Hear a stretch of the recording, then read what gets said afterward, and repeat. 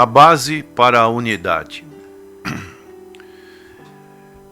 Temos como base o texto que está em Efésios, capítulo 4, dos versos 4 ao 6. Há um só corpo e um só Espírito, como também fostes chamados, em uma só esperança da vossa vocação, um só Senhor, uma só fé, um só batismo, um só Deus e Pai, de todos os qual é sobre todos e por todos e em todos. Do capítulo 1 ao capítulo 3 de Efésios, Paulo, escrevendo essa epístola aos Efésios, pessoas que se converteram do paganismo para uma vida cristã, Paulo expõe a doutrina. E do capítulo 4 até o capítulo 6 de Efésios, Paulo vai falar sobre a aplicação dessa doutrina. Então já podemos tirar como conclusão, lições, que a doutrina ela tem que ser conjunta com a aplicação. Não adianta só conhecer a doutrina, precisamos também aplicá-la às nossas vidas. Não adianta só aplicar o que não se conhece. Então as duas coisas andam conjuntamente. Precisamos conhecer a palavra para que, através da palavra, possamos não sermos somente ouvintes, mas praticantes da palavra. E nesse capítulo 4, Paulo fala de caráter, de comportamento, como ele diz que andeis como é digno da vossa vocação com que fostes chamados. O objetivo do apóstolo Paulo para aquela igreja e para nós também é que tenhamos uma unidade, base para a unidade. A igreja, ela é bombardeada pelo inimigo e por outros fatores, como a natureza humana pecaminosa, pelo mundo, para não ter unidade. O inimigo busca, em todas as formas, a todo momento, destruir a unidade da igreja, que podemos ver nas doutrinas do Novo Testamento, que é o corpo de Cristo. E esse bombardeio, ele acontece continuamente. E nós que fazemos parte do corpo de Cristo, nós precisamos sermos prevenidos, estarmos alicerçados, amadurecidos. O que acontece é que existe a infantilidade na vida cristã. E as reações, quando ocorrem esses ataques, são reações infantis. Por quê? Porque falta conhecimento, falta conteúdo bíblico, falta amadurecimento, maturidade espiritual. Isso independe da idade cronológica de cada um de nós, depende do nosso interesse em conhecer a palavra, para que possamos aplicá-la às nossas vidas e procurar orientar esta palavra a outras pessoas. Paulo fala da unidade do Espírito, nesse verso 3. Unidade não é uniformidade.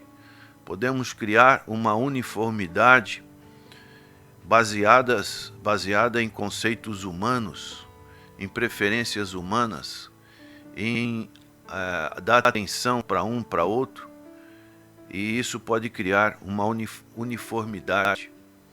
Mas essa uniformidade, quando vem os ventos, os temporais, as dificuldades, ela pode ser quebrada. E nós precisamos então ter uma base sólida para que a unidade do corpo de Cristo, como o salmista dizia lá no Salmo 133, ó quão bom e quão suave é que os irmãos vivam em união. Paulo repete isso quando ele fala aqui,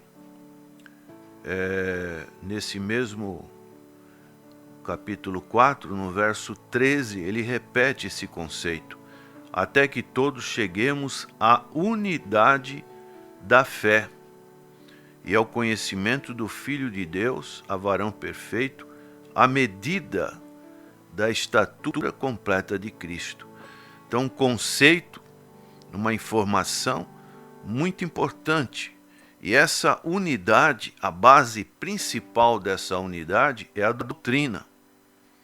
Muitas pessoas querem fazer movimentos sociais, por exemplo, música, festividades, comidas, confraternizações, buscando ter essa unidade. Tudo isso tem o seu valor. Mas será que isso é o primordial? Eu vou te amar, eu vou te dar o ósculo santo. Mas será que isso é o que promove a unidade no meio do povo de Deus, na igreja? Então Paulo está dizendo sobre isso, que a base principal é que o conceito fundamental deve ser baseado na doutrina, na sã doutrina. E Paulo fala isso do capítulo 1 ao capítulo 3 de Efésios, que são conceitos, que são despertamento para uma realidade espiritual daquilo que Cristo conquistou para o seu povo lá na cruz do Calvário. Isso vai fazer com que tenhamos alicerces doutrinários fortes, pilares fortes, para que haja um consenso, haja da nossa parte uma informação com que eu tenho que estar unido com os meus irmãos. Então Paulo vai apresentar algumas razões, algumas realidades espirituais dentro desses 3 versículos que acabamos de ler. A primeira é o corpo, e ele vai dizer: há um só corpo, não existe 2 corpos. De quem Paulo está falando? Paulo fala do corpo do Senhor Jesus Cristo, no qual todos nós que somos regenerados, inseridos no corpo, agora pertencemos ao corpo.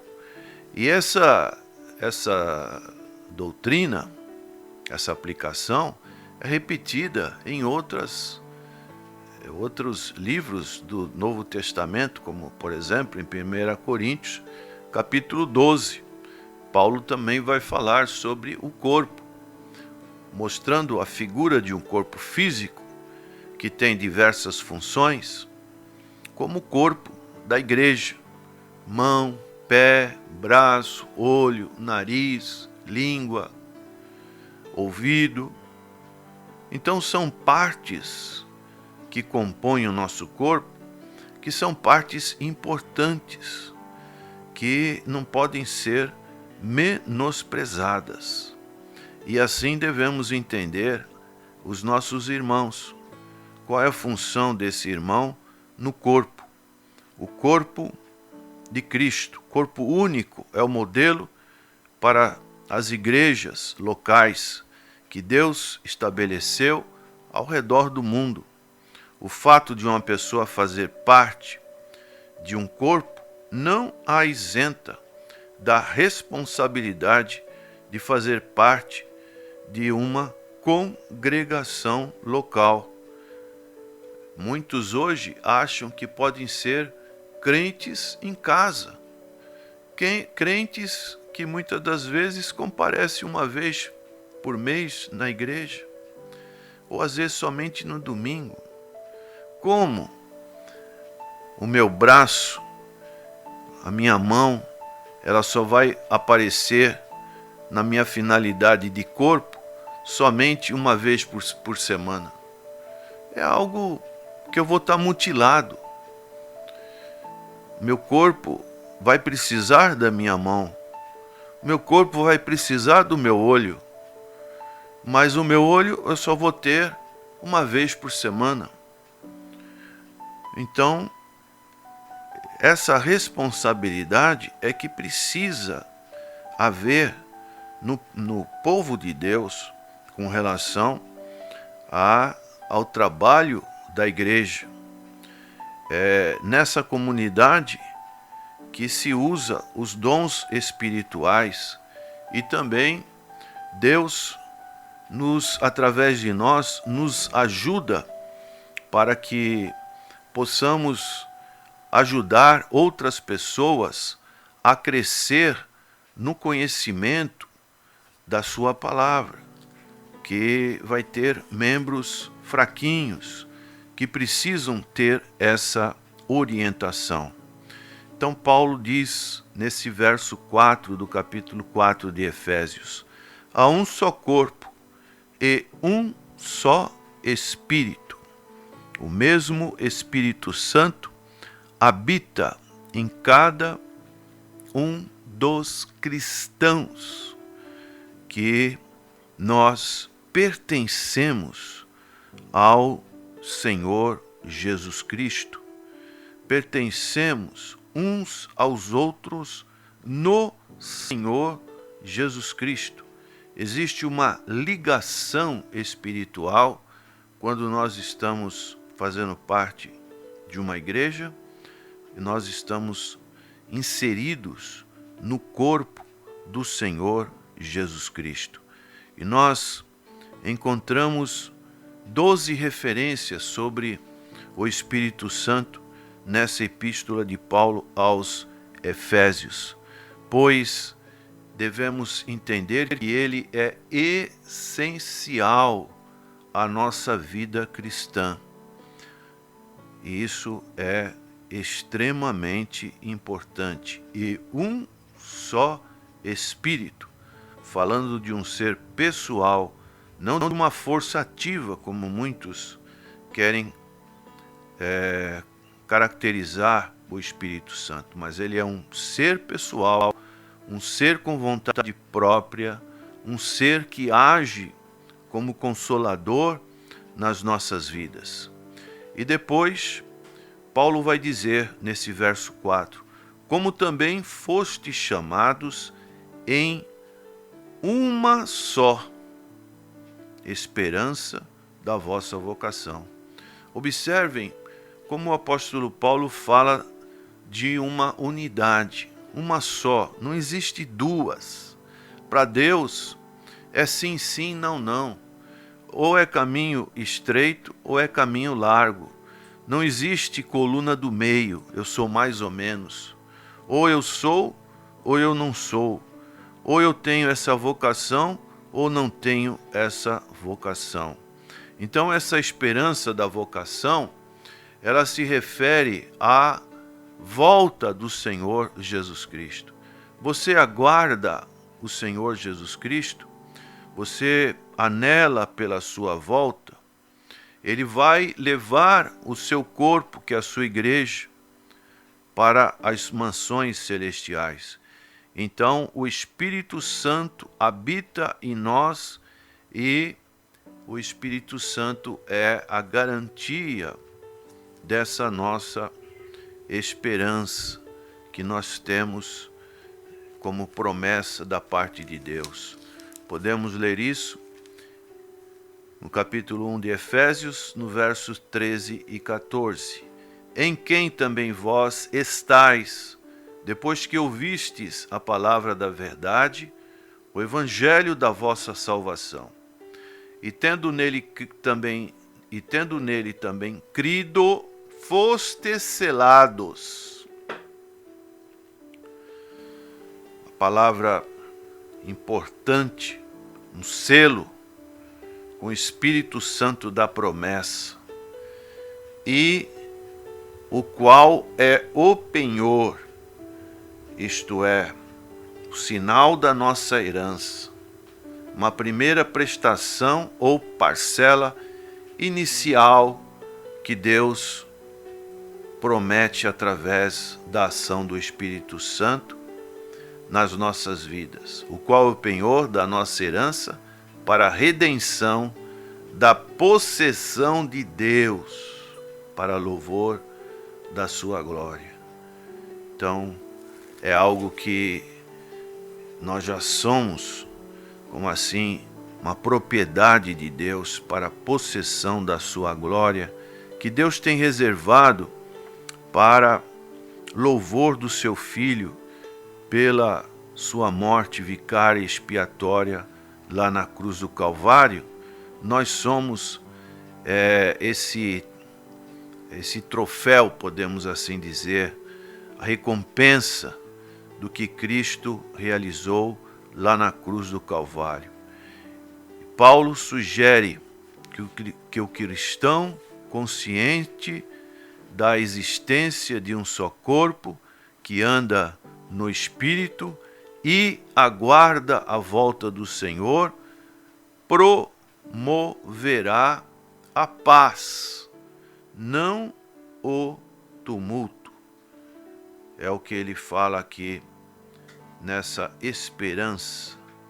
Não estamos dentro do corpo para promover brigas, promover discussões, promover melindres, promover preferências pessoais, mas estamos no corpo aguardando a volta do Senhor Jesus Cristo, tudo isso num ambiente, num processo de paz. Depois ele continua no verso 5 dizendo: um só Senhor.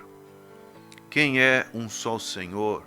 É o Senhor Jesus Cristo, que morreu por nós, vive por nós, e um dia voltará para nos buscar. É difícil entender como dois cristãos que dizem servir ao mesmo Senhor, eles não conseguem andar juntos. E isso, infelizmente, é algo que ocorre. Eu não posso com a cara daquele fulano, eu não me dou bem com aquele cicrano. Então, é algo que está totalmente fora da palavra de Deus, porque aqui encontramos que, apesar das diferenças que há naturalmente na vida das pessoas, preferências, escolhas, situações de gênio, mas nós temos que buscar, se nós estamos realmente salvos por Cristo Jesus, nós temos que reconhecer que nós estamos debaixo de um só Senhor. A figura mais nítida que podemos ter do pecado é a escravidão. Paulo fala sobre isso em várias passagens, especialmente em Romanos capítulo 6. Ele fala do jugo da servidão do pecado. Somos escravos do pecado. Estávamos em algemas. Nossa vontade, tínhamos o chamado livre-arbítrio, mas esse livre-arbítrio estava como que condicionado aos nossos impulsos da nossa carne. Mas Cristo nos liberta. Conhecereis a verdade, e a verdade vos libertará. E Cristo nos libertando, agora não somos mais donos da nossa vida. Fomos comprados por um bom preço, diz o apóstolo Pedro, e agora fazemos parte do senhorio de Cristo. Quando reconhecemos o senhorio de Cristo, nós agora temos que e servimos ao mesmo Senhor e temos que andar com pessoas que muitas das vezes podem pensar diferente de nós, mas nós temos que nos submetermos a essa unidade. Certa vez perguntaram para Mahatma Gandhi, o libertador da Índia do domínio da possessão inglesa, qual o maior empecilho para o crescimento do Evangelho na Índia. E ele reconheceu que o maior empecilho, no lugar de tantas religiões, eram os próprios cristãos, por causa da sua unidade. Então, reconhecer o senhorio de Cristo é um passo enorme em direção à unidade espiritual no meio do seu povo, quando reconhecemos este senhorio. Paulo ainda diz no verso 5, uma só fé. O que seria isso? Seria um conjunto definido de verdades que Cristo confiou à sua igreja, que é a palavra do Senhor. Todo esse conteúdo constitui a fé. E nós podemos ler isso na Epístola de Judas, verso 3, que diz: Amados, procurando eu escrever-vos com toda a diligência acerca da comunhão, da comum salvação, tive por necessidade escrever-vos e exortar-vos a batalhar pela fé que uma vez foi dada aos santos. Essa unidade da fé, uma só fé, é algo que precisa ser batalhado. Precisa haver uma batalha contínua para defendermos esse conjunto de doutrinas básicas que foi deixada para nós através dos apóstolos, dos profetas, guardarmos essas doutrinas e por procurar transmiti-las a outras pessoas. É o que o apóstolo Paulo fala em 2 Timóteo, capítulo 2, verso 2. E o que de mim, entre muitas testemunhas, ouviste, confia-o a homens fiéis, que sejam idôneos, para que também ensinarem os outros. Algo contínuo, uma batalha contínua.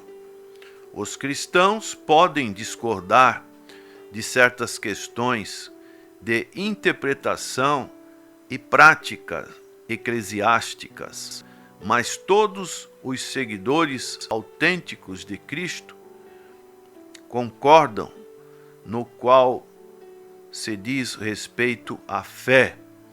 E se afastar da fé é procurar desunião dentro do corpo de Cristo. Quando pessoas querem introduzir ensinos que são contrários à fé comum, à fé que é praticada através da leitura, do ensino da palavra do Senhor. Daí Paulo vai dizer, um só batismo. Paulo está tratando do corpo único, um só batismo. E esse um só batismo é o batismo com que o Espírito Santo nos convence que nós somos pecadores e o Espírito Santo promove em nós o arrependimento e assim nós podemos ter essa convicção da regeneração e somos introduzidos no corpo de Cristo. 1 Coríntios capítulo 12, verso 13 diz: Pois todos nós fomos batizados em um Espírito, formando um corpo, quer judeus, quer gregos, quer servos, quer livres, e todos temos bebido de um Espírito. E a ordenação com relação a esse batismo, encontramos no capítulo 5 de Efésios, no seu verso 18, aonde o apóstolo Paulo ele vai dizer: não vos embriagueis com vinho em que há contenda, mas enchei-vos do Espírito. Precisamos estarmos cheios do Espírito. E por último, o apóstolo Paulo fala de uma outra realidade espiritual na formação desse importante aspecto que é a base da unidade. Ele diz no verso 6: um só Deus e Pai de todos, o qual é sobre todos e por todos e em todos. Observem que tudo está no plural. Não há uma acepção de pessoa. Paulo, ele gostava de enfatizar Deus como Pai, mostrando uma intimidade que nós devemos ter com Deus. Por isso, no texto básico que está do livro de Efésios, é o capítulo 1, verso 3, onde ele diz: bendito o Deus e Pai de nosso Senhor e Salvador Jesus Cristo, que nos tem abençoado com toda a sorte de bênçãos nos lugares celestiais em Cristo Jesus. Isso ele vai repetindo, como por exemplo no capítulo 3, verso 14, ele diz: por causa disso me ponho de joelhos perante o Pai de nosso Senhor Jesus Cristo. A união maravilhosa dos cristãos na família de Deus fica evidente nessas palavras que o apóstolo Paulo coloca aqui. Pois Deus está acima de todas as coisas, operando por meio de todas as coisas e em todas as coisas, como diz nesse verso 6.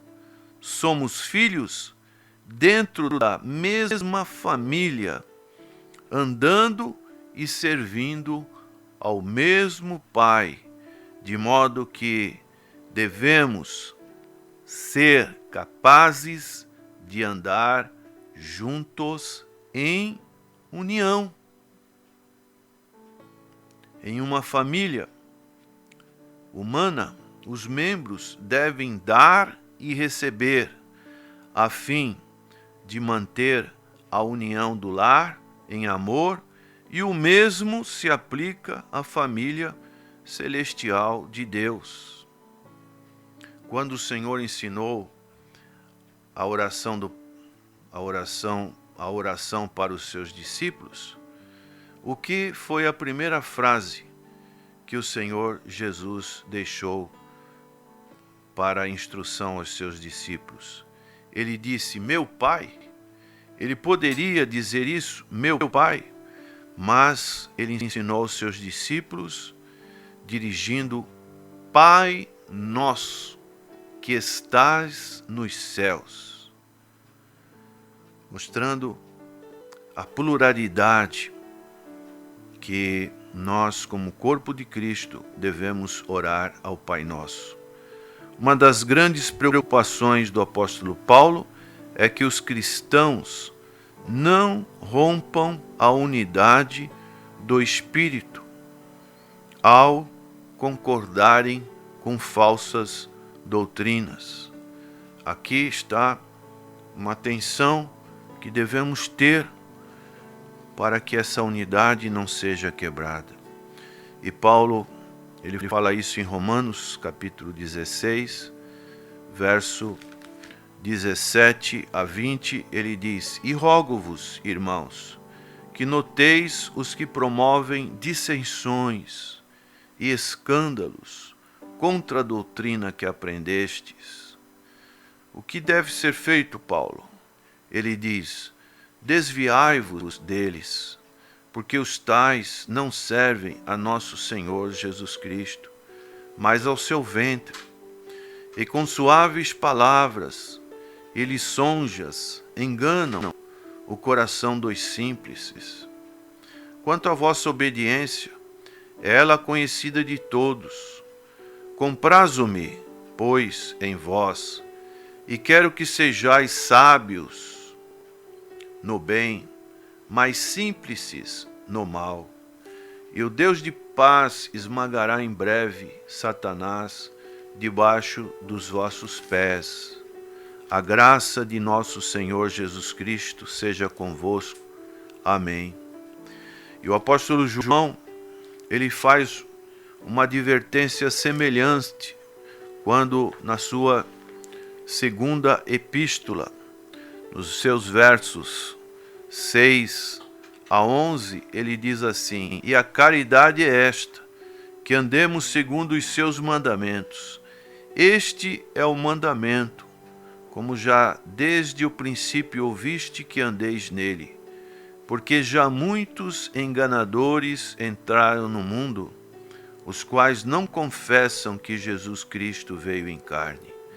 Esse tal é o enganador e o anticristo.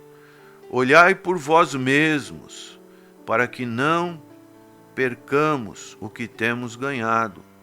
Antes recebamos o inteiro galardão.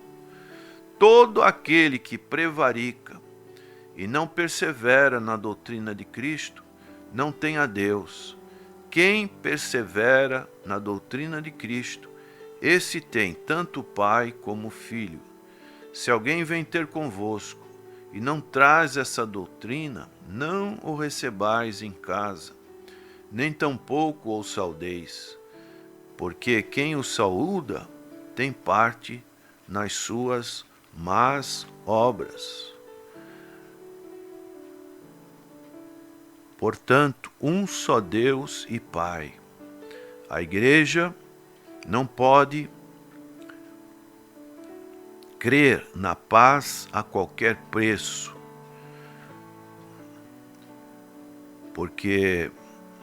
pois a sabedoria de Deus, ela deve ser buscada, como diz Tiago capítulo 3, verso 17, que diz: Mas a sabedoria que vem do alto é primeiramente pura, depois pacífica, moderada, tratável, cheia de misericórdia e de bons frutos, sem parcialidade e sem hipocrisia. A pureza da doutrina não produz em si mesma unidade espiritual, pois há igrejas fortes no que diz respeito à paz, mas fracas no que diz respeito ao amor. Daí a importância de estarmos buscando a doutrina, mas também buscando o amor. É o que nós encontramos nesse verso 15 do texto que está servindo de base de Efésios 4. Antes, seguindo a verdade. Qual é a verdade? As doutrinas que Paulo ensinou do capítulo 1 ao capítulo 3. Então, seguindo a orientação da verdade. E aí Paulo acrescenta: em caridade, em amor. Não podemos somente conhecer, é importante conhecer, mas é colocar o ingrediente do amor. O amor que é derramado em nossos corações através do Espírito Santo de Deus. Aí sim, cresçamos em tudo naquele que é a cabeça de Cristo Jesus. Que essa base esteja na sua vida para o crescimento da Igreja do Senhor Jesus Cristo. Amém.